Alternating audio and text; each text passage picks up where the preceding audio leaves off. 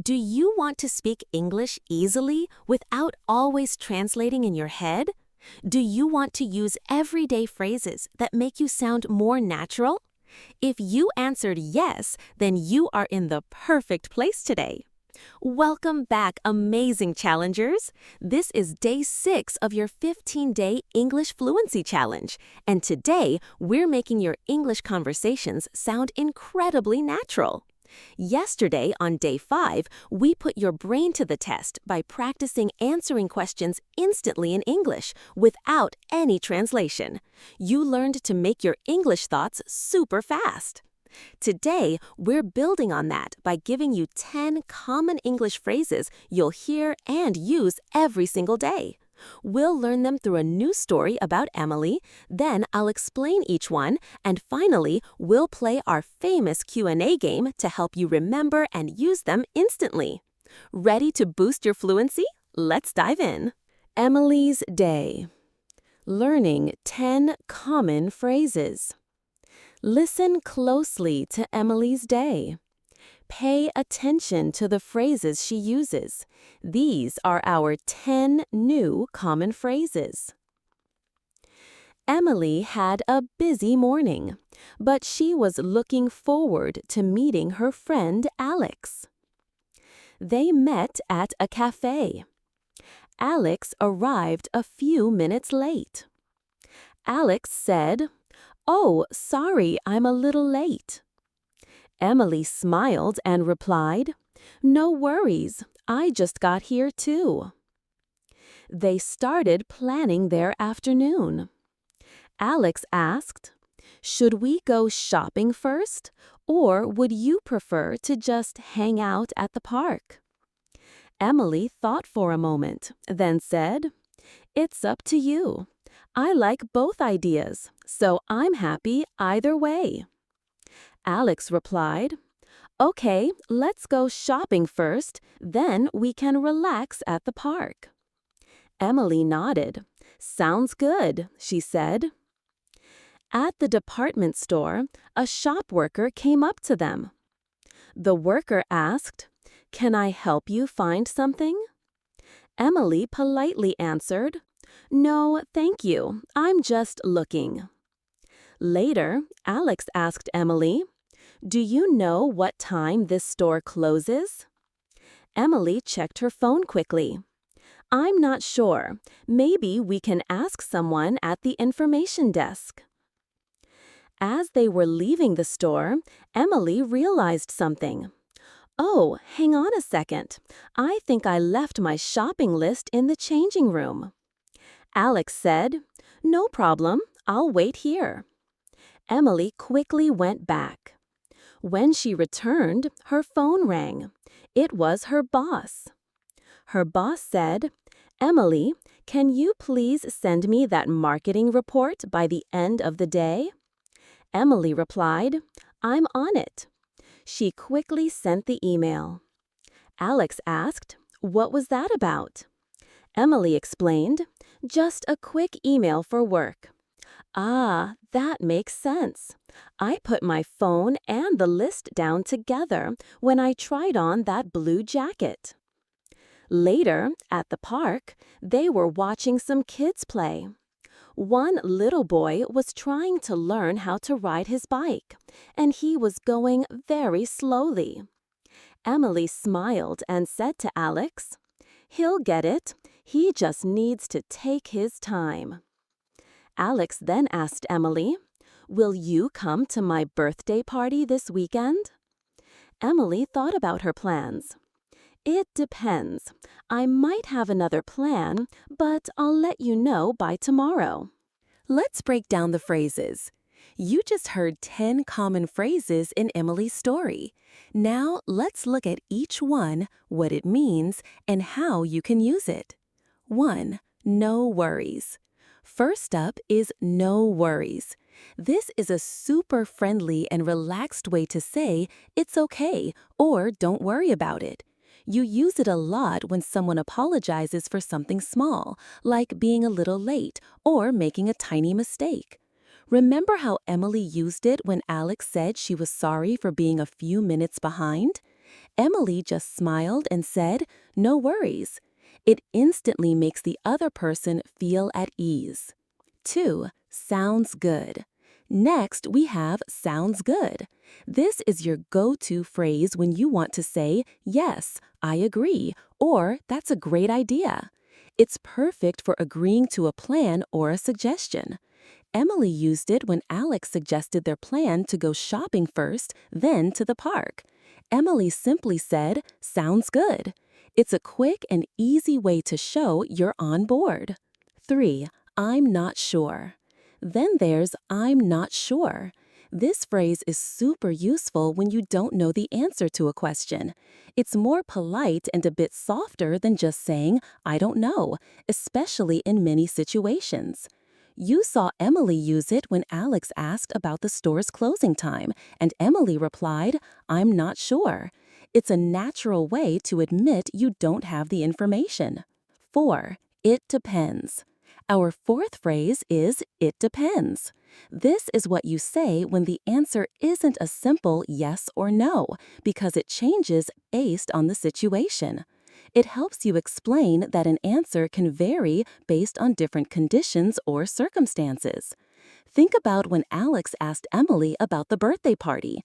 Emily had to say, "It depends. I might have another plan," because her answer wasn't fixed yet. 5. I'm just looking. Moving on, we have "I'm just looking." This is a really handy and polite phrase, especially when you're in a shop. If a shop worker comes up and asks, "Can I help you?" and you're not ready to buy anything yet, you can simply say, "No, thank you. I'm just looking."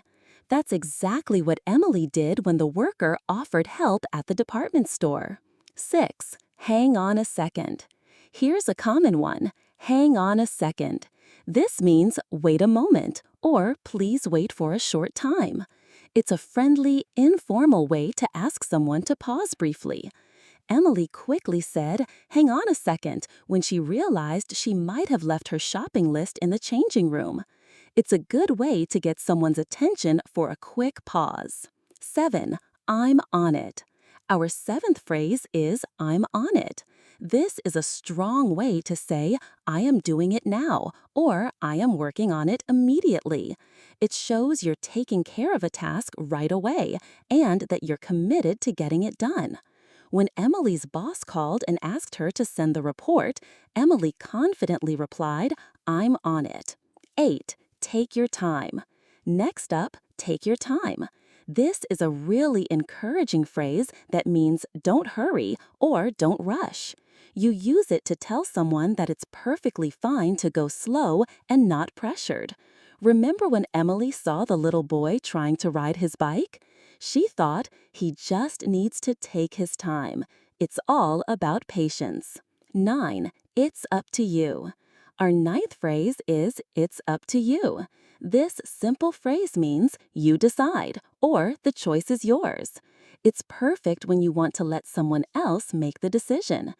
Emily used this when Alex asked whether to go shopping or to the park. Emily said, "It's up to you." She gave Alex the power to choose. 10. That makes sense. That makes sense. This is a fantastic phrase to show that you understand something new or that a piece of information clarifies something for you. It means "I understand" or "that is logical." Emily used after she returned from sending the work email.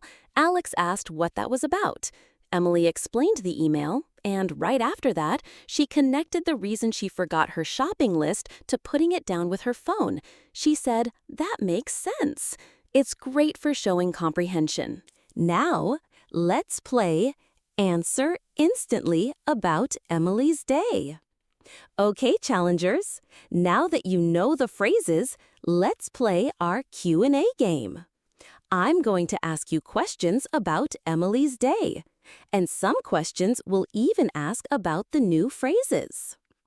Remember, pause the video quickly after each question and try to answer aloud in English. Don't translate, just try to answer right away. You might be wondering, why is this game so important for your English?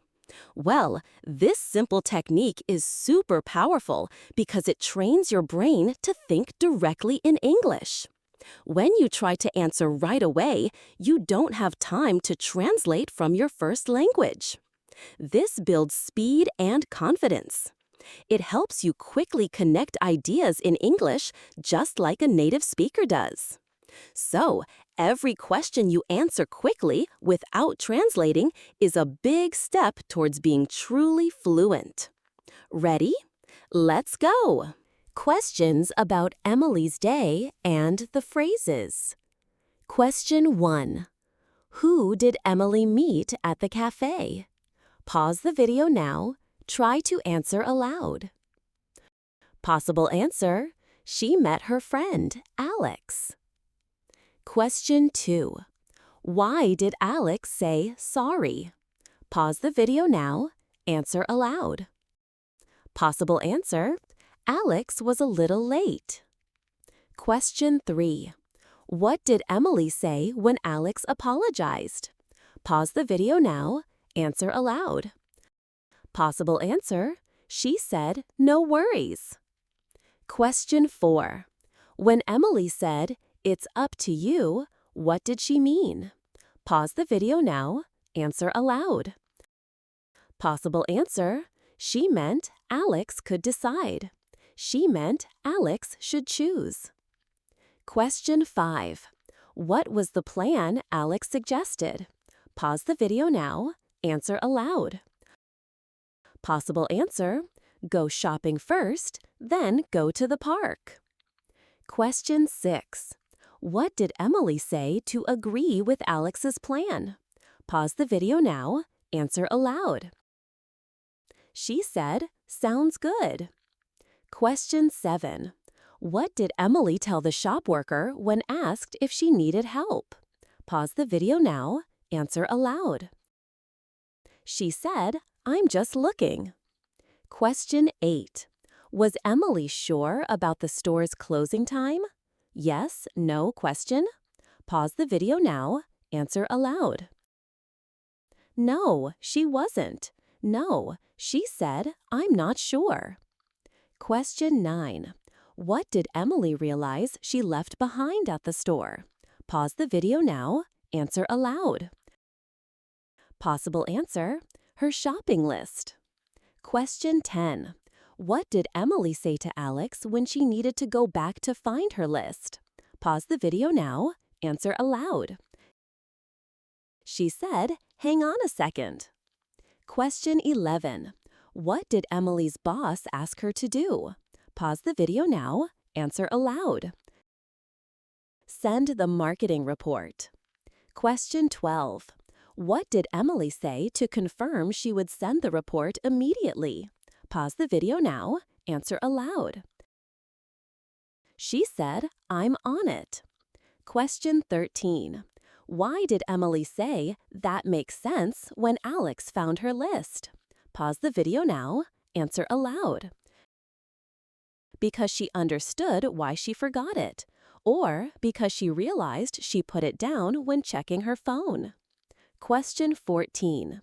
What advice did Emily give to the little boy learning to ride his bike? Pause the video now. Answer aloud. She said he needed to take his time. Question 15. Did Emily immediately say yes to Alex's birthday party invitation? Yes, no question? Pause the video now. Answer aloud. No, she didn't. No, she said it depends. Great job, challengers! How did that feel, using new phrases and answering so many different questions instantly? Giving fast answers without translating and using new phrases is a fantastic way to make your English brain stronger. Every time you do this, you make your connection to English more direct and natural. You're building a superhighway for your thoughts. Your challenge for day 6 is to try to use at least 2 or 3 of these new phrases in your own English thoughts, or even in a real conversation today. Now I want to hear from you. Which of the 10 new phrases is your favorite and why? Share it in the comments below. If you enjoyed this episode and found it helpful, don't forget to like, subscribe to EnlightenPro, and hit that notification bell so you don't miss a single day of our challenge. This is EnlightenPro, your daily English boost. You've got this. I believe in you. I'll see you in episode 7. Keep thinking in English, keep growing, and always remember, your voice matters.